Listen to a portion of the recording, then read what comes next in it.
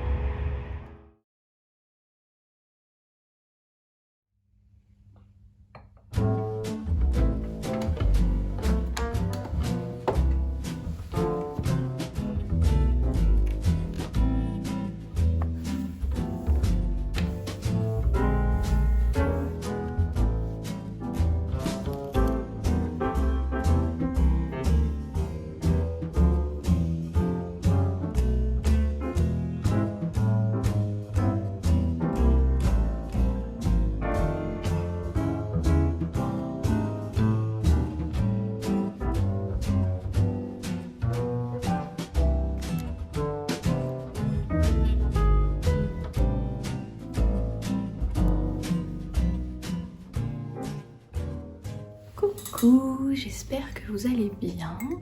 De mon côté, je reviens de vacances et comme à chaque fois, quand on retrouve son petit nid après être parti pendant quelques temps, je me suis posée avec mon bullet journal pour voir un peu comment est-ce que je peux intégrer un peu plus de mouvement dans mon quotidien. Je me suis rendu compte d'un truc. C'est que là au moment où je vous parle, je suis en fin de cycle hormonal. Donc cette semaine, j'ai pas beaucoup d'énergie, je suis fatiguée. J'ai beaucoup d'émotions aussi qui me drainent beaucoup d'énergie mentale parce que du coup, il faut que j'arrive à les traiter, à les comprendre, etc.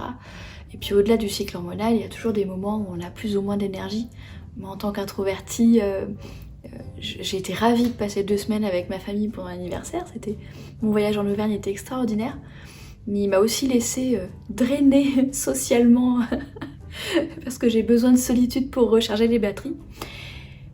Et j'ai constaté que par le passé, à chaque fois que j'ai réfléchi à des routines, notamment des routines de sport et d'activité physique, qui sont des routines qui prennent de l'énergie physique, vous voyez, j'ai toujours réfléchi en termes de quelque chose de très stable dans la journée ou dans la semaine. Genre marcher sur mon tapis de marche 1 heure par jour tous les jours, courir 1 fois par semaine, 2 fois par semaine toutes les semaines. Le programme de musculation que j'utilise, la My Peak Challenge, c'est un truc où c'est aussi des cycles par semaine et où on a genre 4 séances par semaine, toutes les semaines, etc. Même s'il y a des différences d'intensité entre les séances, ça laisse quand même entendre que c'est comme si on avait exactement la même énergie au fil des jours, au fil des semaines, au fil des mois. Et je me suis rendu compte qu'en fait, ce genre d'approche-là ne me convient pas parce que du coup, si j'attends un certain niveau de mouvement et de routine qui soit constant, même quand je suis en creux d'énergie comme c'est le cas cette semaine, ce qui va se passer, c'est que je vais abandonner complètement en fait. Je vais me dire là, j'ai pas du tout l'énergie, donc laisse tomber, on fait rien du tout. C'est-à-dire de mettre la barre tellement haute quand j'ai pas l'énergie d'aller jusque là, ça va me faire décourager plutôt que de garder quand même une habitude quotidienne qui est mon but de ce mois-ci. Et du coup je me suis dit, est-ce que plutôt que d'avoir une routine qui soit comme ça tout le temps pareil, est-ce que je pourrais pas avoir 2 barres en fait, une sorte de minimum et d'optimum quelque part, et puis d'accepter qu'au fil des jours et des semaines, en fonction de mon énergie, mes habitudes, plutôt que de faire ça, elles fassent un petit peu comme ça, vous voyez. Que ça oscille en fonction du niveau d'énergie que j'ai et que je me donne à moi-même un type d'activité, un type de mouvement, une intensité, une durée qui soit en accord avec comment je me sens et de quoi j'ai besoin à ce moment-là. Et je trouve que c'est un état d'esprit qui est difficile à adopter parce qu'on a l'habitude de se dire qu'une routine ou une habitude, il faut qu'elle soit fixe, il faut que ce soit régulier, répétitif dans un truc linéaire. Et là, je suis en train de me dire, non, faut pas faire un truc linéaire en fait. Il faut que je réfléchisse à ce minimum et optimum et que je me laisse cette flexibilité entre les deux en fonction de mon niveau d'énergie physique, donc notamment le cycle hormonal qui agit là-dessus, mais aussi en fonction de mon énergie mentale, émotionnelle, en fonction du temps que j'ai à disposition, parce que dans notre vie d'adulte, on peut aussi avoir des moments où on a des urgences, où on a des choses qui font qu'on n'a pas autant de temps dans l'agenda qu'à d'autres moments. Mettons si les enfants sont malades, ou moi dans mon cas qui a un boulot de communication, la semaine où je vais être sur un événement, je vais pas pouvoir aller courir, aller faire de la marche 1 heure par jour, machin truc. Bon après sur un événement on marche tellement que c'est pas nécessaire, mais vous voyez ce que je veux dire dans l'idée. Du coup voilà, cette semaine je pense que je vais réfléchir à ça, je vais me demander tiens, moi qui manque énormément d'énergie cette semaine, c'est le moment idéal pour réfléchir à ce minimum qui va me faire du bien, parce que j'ai quand même besoin de bouger mon corps. Quel genre d'activité va me faire du bien, quelle intensité, maintenant que je suis au minimum. Et puis je réfléchirai à l'optimum dans 2 semaines, lorsque je serai à nouveau à un pic d'énergie. Et comme ça, j'aurai mis en place une espèce de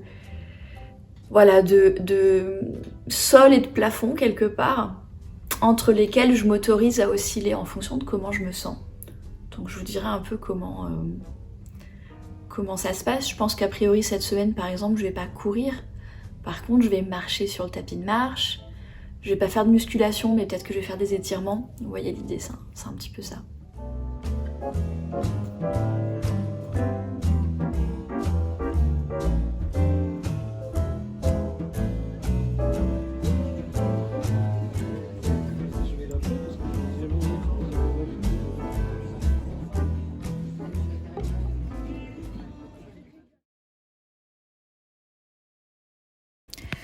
Un autre paramètre qu'on peut prendre en compte lorsqu'on met en place de nouvelles routines dans le quotidien, comme par exemple des routines de mouvement, ce sont les saisons.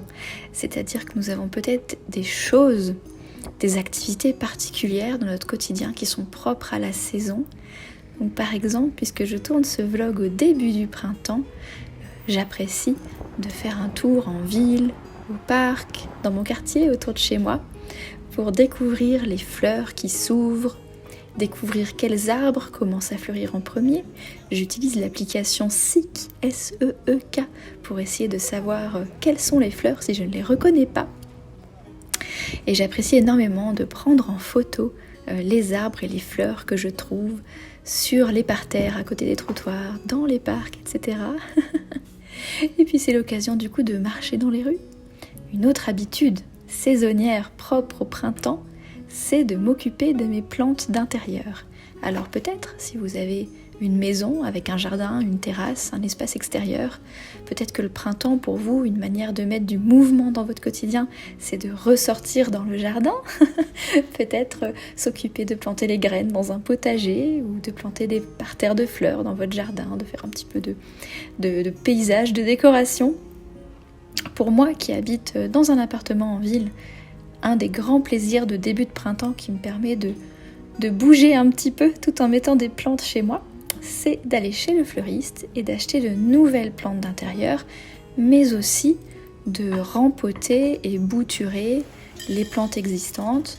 Et puis c'est aussi l'occasion de voir un petit peu comment elles se portent et de changer un petit peu les plantes de place dans l'appartement si je me rends compte qu'il y a des plantes qui sont pas au bon endroit, qui n'ont pas assez de lumière, trop de lumière, pas assez ou trop exposées. C'est un peu le moment de faire une sorte de check-up de santé des plantes d'intérieur. Donc ça c'est un grand plaisir de saison et c'est un exemple de manière, je peux vous dire que là les clips que vous êtes en train de voir de moi qui suis en train de changer mes plantes, j'ai eu des courbatures aux jambes et au dos pendant 2 jours après. On dirait pas que c'est aussi physique de s'occuper du jardin et des plantes. Mais donc c'est également une manière non seulement d'honorer la saison, c'est-à-dire de venir chercher activement de nouvelles choses à faire qui sont propres à la saison, de trouver des petits plaisirs de saison et de savourer le quotidien, trouver des jolies choses à faire dans le quotidien.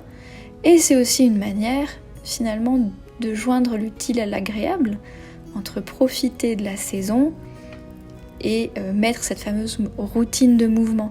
Donc là dans le vlog d'aujourd'hui je vous parle de mouvement, mais c'est une réflexion qui est tout à fait valable pour toutes sortes de routines. Ça peut être par exemple pour des routines d'entretien de la maison, de décoration, ça peut être pour des routines, même des routines artistiques et créatives par exemple. C'est vraiment un état d'esprit qui peut s'appliquer à n'importe quel genre de routine que vous pouvez avoir. Et là par exemple vous me voyez, je viens de faire des bébés avec les piléas. C'est un grand plaisir que j'ai depuis des années. La Piléa que j'ai achetée quand on a emménagé il y a 6 ans, elle est devenue grand-mère, elle a 2 mamans, là c'est une des 2 mamans que je viens d'installer sur la rambarde et je viens de faire 2 petits-enfants. Alors les toutes petites Piléas, c'est non pas les enfants de la Piléa initiale, mais les petits-enfants de la Piléa initiale. Ça aussi c'est un grand plaisir de saison de s'occuper un peu des plantes d'intérieur qui sont des êtres vivants, qui nous honorent aussi, de grandir et de trouver leur bonheur dans notre appartement. Et puis c'est l'occasion de venir trouver de la place pour ces nouvelles plantes, c'est l'occasion de remettre un petit peu, repenser un petit peu la décoration dans l'appartement, qui est aussi quelque chose qui est assez physique. D'ailleurs, entre parenthèses, le fait de s'occuper de sa maison, ça peut faire partie des routines de mouvement, c'est-à-dire de prendre ses obligations finalement, de ranger l'appartement, de nettoyer, de faire le ménage, de changer de temps en temps la déco, les meubles, etc. et d'en faire un vrai plaisir, de se dire ah ben voilà, c'est l'occasion de bouger un peu, c'est l'occasion d'honorer notre intérieur, c'est l'occasion de passer un bon moment et puis peut-être d'avoir une récompense à la fin, c'est-à-dire une fois qu'on a bougé et qu'on a dépensé de l'énergie, qu'on a les muscles un petit peu courbaturés, ben peut-être qu'on peut se faire une petite récompense assis avec un bon livre et du thé ou peut-être un bon bain si vous avez une baignoire. Et pour terminer du coup ces plaisirs de saison, j'en ai profité d'être dans un mode nettoyage et rangement et déco pour m'occuper de la décoration printanière. Et ça aussi c'est quelque chose qui est plus physique que ça en a l'air, de ranger finalement la déco hivernale, faire la poussière un peu partout, sortir la décoration printanière. Et je trouve que c'est un vrai petit plaisir. Elle adore faire ça, je fais ça 3 fois dans l'année, pour le printemps-été, puis ensuite sortir la déco d'automne et enfin la déco d'hiver.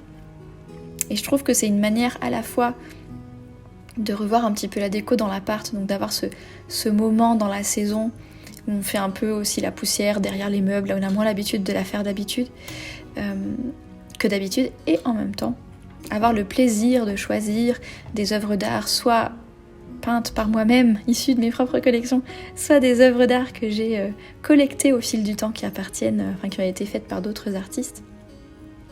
Et ça permet à la fois d'avoir ce moment de mouvement dans la journée où on revoit un petit peu la déco, et en même temps d'avoir ce plaisir de mettre l'appartement à son goût, de mettre des petites touches de saison ici et là. Je trouve que c'est un grand plaisir de printemps, d'automne et d'hiver pour moi. Donc voilà, on peut parfois trouver dans ce genre de routine dans les petits riens du quotidien. On n'est pas obligé de ne faire que des grandes choses comme reprendre le sport, aller courir, s'inscrire à un cours de quelque chose, mettre un tapis de marche sous le bureau, qui est d'ailleurs très efficace comme habitude, entre parenthèses, maintenant que ça fait 1 mois que j'ai mon tapis de marche. Mais ça peut aussi être des choses beaucoup plus ordinaires, beaucoup plus quotidiennes, comme le fait de nettoyer son appartement, de refaire la déco, de prendre soin des plantes d'intérieur, de prendre soin du jardin, d'aller faire un tour dans le quartier. Merci d'avoir vu la vidéo jusqu'au bout. Belle journée, belle soirée et à bientôt!